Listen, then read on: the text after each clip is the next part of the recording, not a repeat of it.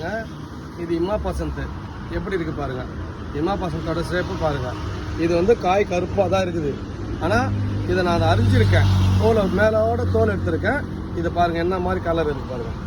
இதை கஸ்டமருக்கு வந்து இப்போ வெளில வாங்கிவிட்டு நல்லா சைனிங்காக வாங்கிட்டு நல்லா டேஸ்ட் இருந்தால். ஏன்னா நம்மளுக்கு டேஸ்ட் இருக்குது. ஆனால் இது கருப்பாக இருந்தால் கெட்டு போகுதுன்னு சொல்கிறாங்க.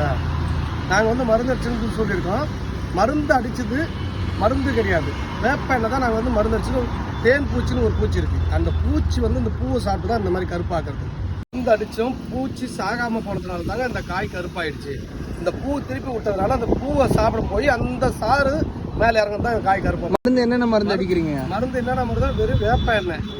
வேப்ப எண்ணெய், மாட்டு கோமியம்,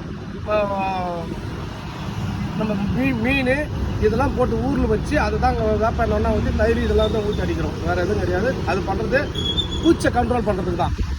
பூச்சி கண்ட்ரோல் பண்ணுறதுக்கு தான் அது பண்ணுறது. ஆனால் அதை மீறி இந்த வாட்டி பனி அதிகமாக பெஞ்சோன்னா பூச்சி அதிகமாகிடுச்சு. அதனால தான் காய் கருப்பாக போச்சு. இது இம்மா பசந்த் நான் பாருங்கள். இப்போ சாப்பிட்ற பாருங்கள். அதை பாருங்கள். இது வந்து உள்ள வரைக்கும் கூட பாருங்கள் எவ்வளோ ஒயிட்டாக இருக்குது பாருங்கள்.